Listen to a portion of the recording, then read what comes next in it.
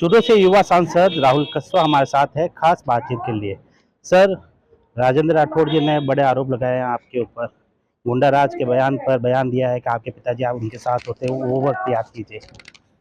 मैंने तो उनका नाम भी नहीं लिया, मैं तो काका जी कहा था, तो उन्होंने मान लिया कि राजस्थान के अंदर काका जी वही हैं क्या। तो खुशी की बात है क्योंकि पूरा राजस्थान इस बात को जानने की सोचता था कि कौन है काका जी। तो राजेंद्र जी ने खुद को स्वीकार कर लिया, तो मुझे इस बारे में कुछ कहना नहीं है। और जहाँ तक कि वो मेरे पिताजी के साथ वो रहे हैं या वो नहीं रहे, वो इस बारे में कुछ बोलना नहीं चाहता। पश्चाताप तो उनको करना चाहिए कि उनके जो ऐसे फैसले वो लेते हैं और उनके कारण आज एक व्यक्ति को मुझे पार्टी से निकलना पड़ा, उनके पीछे कारण तो वही रहे। और कांग्रेस ने मेरे को अपने परिवार का शीशा बनाया और एक शानदार जीत मिली। और राजस्थान का जो रिजल्ट आया उसके सबसे बड़े कोई जिम्मेदार हैं जो पार्टी खुद मानती है, भारतीय जनता पार्टी, तो वो राजेंद्र जी को ही मानती है। तो पश्चाताप तो उनको करना चाहिए। और उनकी जो सोच रही है, कंस्ट्रक्टिव पॉलिटिक्स तक भी जिंदगी में उनकी भी करी नहीं है, हमेशा डिस्ट्रक्टिव पॉलिटिक्स करी है। और जब जैसा काम करेंगे वैसा पब्लिक में लोग बोलेंगे, और मैं तो अवश्य ही बोलूंगा। जैसा उनकी सोच रही है, लोगों को दबा के राजनीति करने की, वो वक्त जा चुका है, कोई न स्वीकार करने वाला है। डेवलपमेंट करिए, सरकार का हिस्से हैं आप। और आज तारानगर तहसील से चुनाव लड़े हुए हो, तारानगर तहसील में 4-4 प्रोजेक्ट पेंडिंग पड़े हुए हैं। जल जीवन मिशन जो आपकी ही सरकार का फ्लैगशिप प्रोग्राम है, आज तक एक कॉन्ट्रैक्ट उठा है। आज भी तारानगर के अंदर पीने की पानी की इतनी भारी किल्लत है, तो उसके ऊपर बात करिए, लोगों से मिलिए। कभी वो काम तो करते नहीं है, सारा दिन इधर उधर की बातें करते हैं। पश्चाताप उनको करना चाहिए, शायद मेरे ख्याल कर भी रहे हैं। पब्लिक को तो पता ही कर ही रहे हैं पश्चाताप, और पार्टी भी जानती है कि उन्होंने क्या गुल खिलाए हैं और उनके कारण आज राजस्थान का रिजल्ट क्या रहा है। तो मुझे ज्ञान देने से पहले अपना अंदर झांक के देखें और मालूम पड़ाएं कि क्या कारण से आपकी पार्टी क्यों हारी, किस कारण से हारी। और जो लोगों के साथ आपके इतना लंबा साथ जिंदगी में रहा हो, उसके बावजूद भी आप उन लोगों को पार्टी से बाहर निकालने में कामयाब हो जाते हो, तो आपकी मंशा और सोच कैसी हो साफ झलकती है। आपको लगता है भाजपा जो पहले वाली भाजपा थी, आज बहुत परिवर्तन आ चुका है? परिवर्तन तो आ ही रहा है, ऐसे लोगों का पार्टी में हावी होना पार्टी के लिए नुकसान दे रहा है। और तो पार्टी खुद मंथन करे। मैं तो कांग्रेस का सांसद हूँ, पार्टी की बात करूंगा, मेरी पार्टी की बात करूंगा। विपक्ष में हूँ तो विपक्ष की भूमिका निभाऊंगा। और जहां जहां कमियां लगेंगी सरकार की, और सरकार में ऐसे बैठे हुए लोगों की जिनकी नीति से काम जैसे होते हैं, नरेगा के अंदर आप एक एक सरपंच को 15-15, 14-14 करोड़ का काम दिला दोगे और बाकी लोग बैठे रहेंगे, चलेगा थोड़ा ना। बोलेंगे, खुलकर बोलेंगे। आपके पास कोई जवाब है तो बोलिए सरपंच के बारे में, कहाँ से इतना पैसा चला गया, जिले का पैसा आया 150 करोड़ रुपये, आपने एक ही पंचायत समिति को इतना पैसा कैसे दिला दिया। जवाब तो आप दीजिए, आप जिम्मेदारी, हम तो विपक्ष में हैं, अवश्य बोलेंगे। अगर आपके पास में कोई क्लैरिफिकेशन है तो लाइए पब्लिक एट लार्ज में, सीईओ को बोलिए रिपोर्ट दें। क्यों देते नहीं रिपोर्ट, क्यों दिया पैसा आपने एक आदमी को इतना।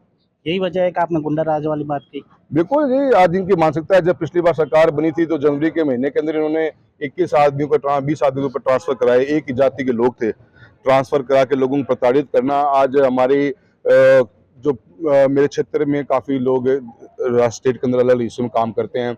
हमारी काफ़ी प्रशासनिक सेवाएं में हमारी लेडीज़ भी हैं, बच्चे हैं छोटे छोटे। आप उनको उठा उठा के दूर दराज भेजना चाहते हो। और सरकार की जो ट्रांसफ़र की लिस्ट भी आई, उसमें भी आप ऐसे वर्ड्स की यूज़ सरकार करती है कि इनको दूर जगह भेज दिया जाए।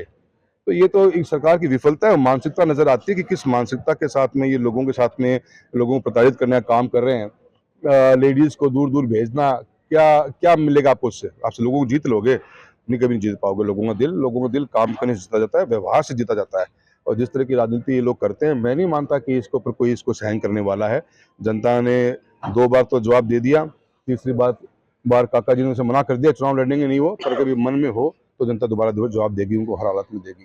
सर, युवा सांसद है आप, युवा जो आपके साथी है कांग्रेस में, उनको उनके लिए क्या संदेश है और उनका क्या भविष्य दिखता है? देखिए, हम तो यही मानते हैं कि हम विपक्ष में हैं, हम हार्ड वर्क करेंगे। हमारी कोशिश एक सांसद के रूप में ये होनी चाहिए कि गवर्नमेंट की कोई स्कीम है तो उसकी एग्जीक्यूशन प्रॉपर हमारी कॉन्स्टिट्यूंसी में हो, बेसिक जो नीड्स है कॉन्स्टिट्यूंसी की वो कंप्लीट हो, और आगे इंफ्रास्ट्रक्चर का डेवलपमेंट का काम चलता रहे, उसके ऊपर हमारा फोकस है। और सांसद के रूप में हम कभी सोचते हैं, मैं भी पिछले कुछ दिनों पहले मैं स्टेट PWD मिनिस्टर से मिला, भारत सरकार के मंत्री महोदय गडकरी साहब, हम उनसे मिलते हैं। हमारा काम है हमारे क्षेत्र में विकास हो, सरकार की योजनाएं हमारे क्षेत्र में लगें, जहाँ कमियां उनको उजागर करें, जहाँ गलत हो रहा है उसके ऊपर खुलकर बोलें। ये हमारा फर्ज है, उसको हम पूरे बखूबी निभाते हैं। उसमें कोई कमी कभी रखते भी नहीं। अनेकों योजनाएं लेके आते हैं क्षेत्र में, जहाँ कमियां होती हैं खुल के बोलते हैं और अन्याय सहन नहीं करते हैं। सर, अभी हरिद्वार में जो कुंभ में जो जिस तरह की घटना हुई है, उसके ऊपर संसद में आवाज उठाएंगे सर? देखिए, बिल्कुल जी, इतना बड़ा हमारा एक बहुत ही एक मैं ये कहूँगा कि जो जिस तरह से मैनेजमेंट गवर्नमेंट ने वहाँ किया, इतनी बड़ी भगदड़ मची है, इतने करोड़ों लोगों की एक आस्था वहाँ पहुँचे हैं लोग और आगे भी आते रहेंगे। सरकार को देखना चाहिए और जांच होनी चाहिए कहाँ विफलता रही है। इतना पैसा पब्लिक एट लार्ज का खर्च हुआ है, उसके बावजूद भी अगर ऐसा किस किस्म का मिसमैनेजमेंट है तो अवश्य इस बारे में तो बोला जाएगा और लोग बोलेंगे तो सरकार को देखना चाहिए कि कहाँ कमी रही है, क्योंकि ये तो एक्सपेक्टेड था। आप खुद डे वन से प्रचार कर रहे थे कि इतने करोड़ लोग आएंगे, कहाँ कमी रही होगी वो तो देखो सब जांच का विषय है। पर एज ए सांसद हम तो यही कहेंगे अगर कि इस चीज़ों के ऊपर इतनी इतनी बड़ी अगर आपकी फुटफॉल होनी है तो आपको इतने बड़े हमारे श्रद्धालु आ रहे हैं तो प्लानिंग प्रॉपर होनी चाहिए। Thank you. ये थे हमारे साथ में युवा सांसद राहुल कस्वा, जिन्होंने विभिन्न मुद्दे के ऊपर खुलकर बात की। सुमित देवड़ा, TV9 जोधपुर।